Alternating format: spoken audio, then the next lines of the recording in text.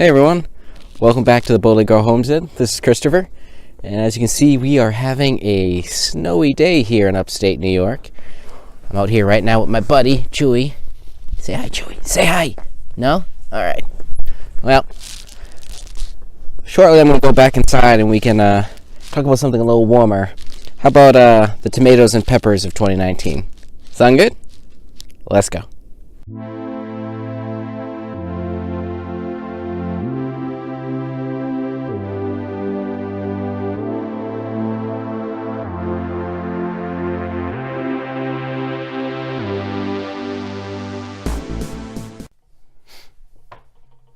Alrighty, now that we're inside where it's nice and warm, let's look at the tomatoes and peppers I plan on growing this year. If you saw my top 5 seeds of 2019 video, then you'll already be aware of 2 of the seeds that I'll be sharing today.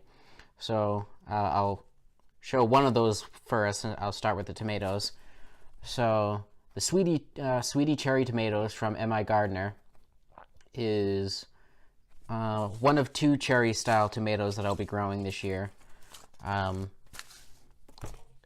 if you watch the video, you already know part of this story, but I chose this because Luke over at M.I. Gardner recommended this to Jess over at Roots and Refuge as his top recommendation for tomatoes. So I'm excited because I really like sweetie tomatoes, or cherry tomatoes, and I'm hoping that it'll be a nice snack while I'm out in the garden working. The other cherry style tomato is probably one that everyone is very familiar with at this point, and that's the Brad's Atomic Grape from Baker Creek. I guess it was on the cover of their catalog last year, and everyone fell in love with it. It's one of their top selling seeds, if not the top selling seed. So I'm really excited to try this one. The color looks gorgeous, and I hear the flavor is phenomenal, so I'm very excited about that one. Let's see. In our house, we actually eat a lot of paste tomatoes more than anything else. I know a lot of people typically use paste tomatoes just for making tomato paste, making tomato sauces, things like that. But we really enjoy it on our bruschettas and our salads. Basically, anywhere that one might use a tomato, we like paste tomatoes. Whatever. And from what I've gathered from watching people's videos and reading reviews, was the Amish paste tomato. This one again from Baker Creek is supposedly one of the best Roma style paste tomatoes. So I'm really excited to grow this. I'll probably plant more of these than anything else, just to make sure. Well, any other tomato, just to make sure we get a good amount of these. I want to practice making my own sauces and stuff this summer because I've never done that before. This next seed, we wanted to grow at least one, larger style tomato, just in part for the fun of it. We don't really use them that much, but if we have them, maybe we'll find new ways to use them. And this is another one that Jess over at Roots and Refuge Farms recommended as one of her top choices, and that's the Dr. Witchy Yellow, or Waikiki, or I don't know, tomato. So it's a nice yellowish orange tomato. It's supposed to get pretty large, and again, it's one that Jess really recommended. So with no other seed experience, I figured why not, let's go with that one. And we wanted to add a little color to our tomato selection anyways. Speaking of color, this tomato we didn't actually order, but it came as a free gift from Baker Creek. If you order a certain amount of seeds, they give you free packets. And this is a purple Russian tomato. So I'll toss an image on the screen.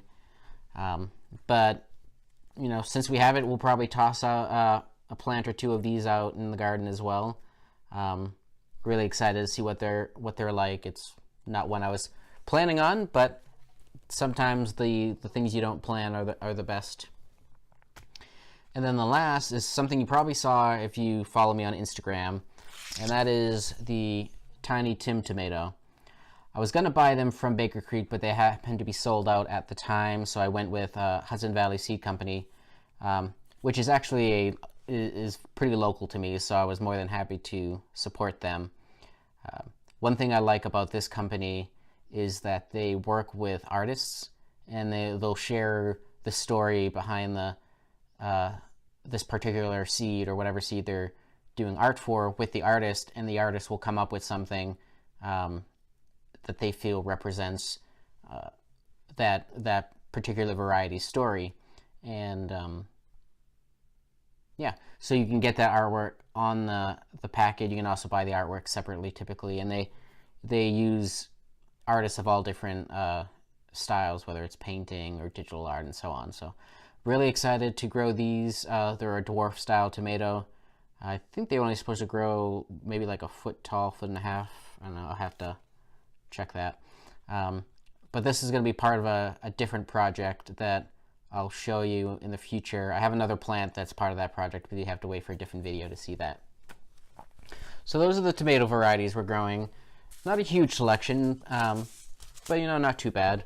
We of course don't have that large of a space, and we're filling a lot of what we have with flowers as well, so we have to be a little bit picky with what we're growing.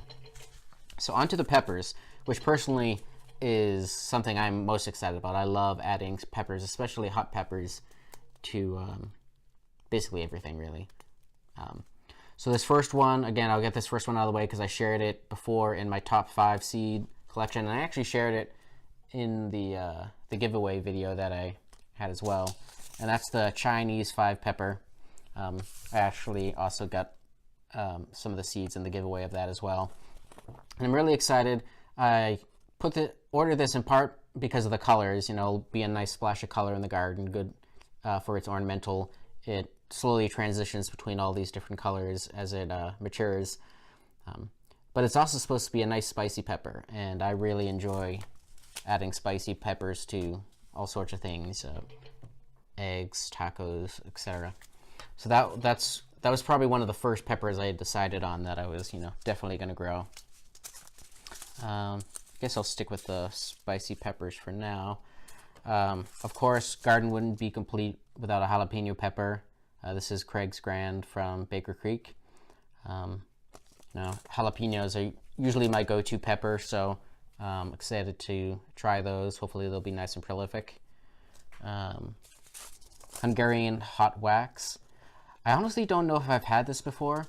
I really like what I've always called banana peppers, but everything I've found for seeds, we're calling them sweet banana peppers, and what I've had has never been sweet. They've always been nice and spicy, and I particularly like banana peppers in salads and on pizza.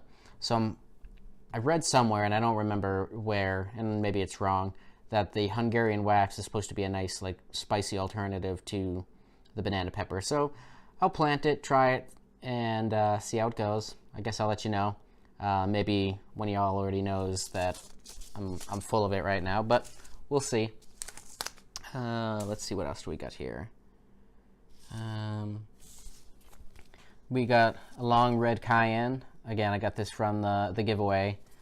This is one I had on my list, but I had opted not to order that one since I was already ordering a bunch of other pepper seeds. So I'm really excited to have gotten that, and I'll definitely find a spot for that in the garden as well. We use cayenne seasoning on everything, so as soon as I get a dehydrator, or maybe I'll just figure out how to do it in the oven, but I want to learn how to make my own cayenne seasoning from the peppers. On that route as well, also in the giveaway, I got a type of paprika pepper, Lutschauer. I don't know. I'll put the name up on the screen. I probably butchered that, but it's a paprika pepper. So that's another one I want to try to make into our own seasoning, because we use paprika a lot as well. Now on to the sweet peppers. We started off with, you know, a nice classic California Wonder. My dad, and again, this is my parents' property that I'm growing on, he really prefers red bell peppers, so we figured go with a nice classic California Wonder. It seems to be everyone's go-to favorite. And similarly, we went with the California Wonder Gold just to add a little splash of color. And then in the giveaway, we also got the King of the North bell pepper, which is another green and red pepper, bell pepper. So I'm really excited to grow the two of them side by side and compare them to see which ones do better here and which ones we think taste better. Let's see, I guess I'll go with this one next. Another free gift that I got from Baker Creek was a sweet chocolate pepper, which I believe is a bell pepper of sorts. I don't know, I'll have to look it up. I'll toss a picture on the screen when I do. But you know, it'll be another bit of color, a brownish style pepper. Be interesting to see what that's like. I'm pretty sure I had that one on my list, but again, opted out for other varieties. But yeah, if I have them, why not try them? And then the last pepper here was sort of a last minute decision based on Jess's recommendations. If you watched any of her videos this past summer, the Orzo con pollo pepper came up a lot.